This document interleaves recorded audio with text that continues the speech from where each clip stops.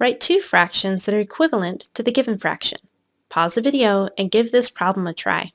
Remember to multiply across the top of the fraction bar and below it to get your answer. Many students get tripped up about questions like this because they always think there's just one correct answer. When making equivalent fractions, there are infinitely many answers to a question like this. I prefer to use simple math facts that I know to make an equivalent fraction of my choice. I'm going to multiply 3/4 by 2 over 2, a copycat 1 or quantity of 1, to make an equivalent fraction. 3 over 4 times a 2 over 2 is 6 out of 8. But I'm not done yet.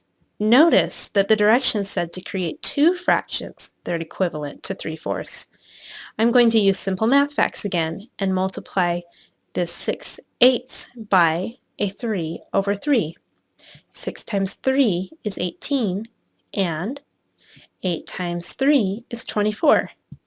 This is now 18 out of 24 equal parts. Now I've got two fractions that are equivalent to 3 out of 4 equal parts. Same type of question again. Write two fractions that are equivalent to the given fraction. Remember, there's multiple answers to this. Pause the video and work this one on your own for a minute. To keep it simple for me, I'm going to use my go-to fraction again, 2 over 2. 13 over 15 times 2 over 2 equals 26 over 30 equal parts. Don't forget, we have to make 2. To save myself some time, I'm going to use some simple math facts again, and now I'll multiply this 26 over 30 by a 10 over 10. Do you know why I like to use 10? Because all I have to do is add a 0 to the end of the number. 26 times 10 is 260. 30 times 10 is 300. We have 260 out of 300 equal parts. Which fraction is not equivalent to 1/7? Let's use our knowledge of copycat 1 to help us find a quantity of 1 multiplied by 1/7 to make each of these fractions. Pause the video and try it yourself first. Starting over here at 5 out of 35 equal parts, I'm going to write 1 over 7 multiplied by some number has to equal 5 over 35. Let's look at the numerator. Is there some number that I could multiply 1 by and the answer could be 5? Yes, we know that 1 times 5 equals 5. Use your knowledge of copycat 1 here. We need to add a 5 in the denominator to complete our copycat 1 or quantity of 1. Multiply straight across. 7 times 5 is 35. Looks like this fraction is equivalent. Let's take care of 9 out of 63 equal parts next. I'm going to set it up in the same way as I did in the last one.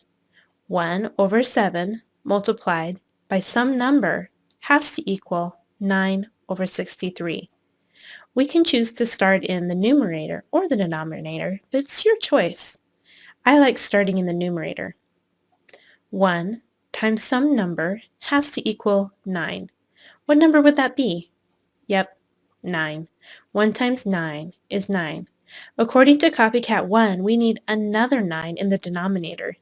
Does 7 times 9 equal 63 make a true statement? Yes. Going back to the top to tackle 14 out of 30. Setting it up again, I'll put 1 over 7 here and multiply it by some quantity of 1 or a copycat 1 to get 14 over 30. Let's start in the numerator. If we think back to how all the others worked out, we know that the top has to be 14 because 1 times 14 is 14. Using the copycat 1 rule, we know that for this to be true, we need 14 in the denominator.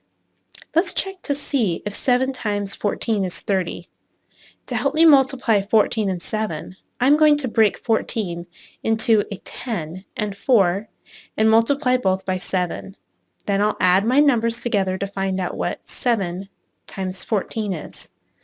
10 times 7 is 70, and 4 times 7 is 28. 70 and 28 together is 98. Wow, we can see that 7 times 14 is not 30. So this fraction is definitely not equivalent to 1/7. If I was working on this during a test, I would stop, but because we're practicing equivalent fractions together, I'd like to complete the last one. Let's see if 1/7 is equivalent to 15 over 105 equal parts. Do these larger numbers make you nervous? Remember, with all the other problems, we started in the numerator. It made it simple to find our quantity of 1 because it was just a factor of 1 and this number over here. So 1 times 15 is 15. That means I need a 15 in the denominator. Let's see if 7 times 15 is 105. Just like the problem above, I'm going to break 15 into 10 and 5, then multiply them by 7. 7 times 10 is 70, and 7 times 5 is 35. Together, they add up to be 105. Looks like we found another equivalent fraction.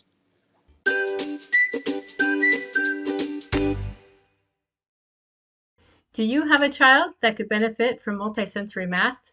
Come take our quiz to find out if Made for Math is right for you.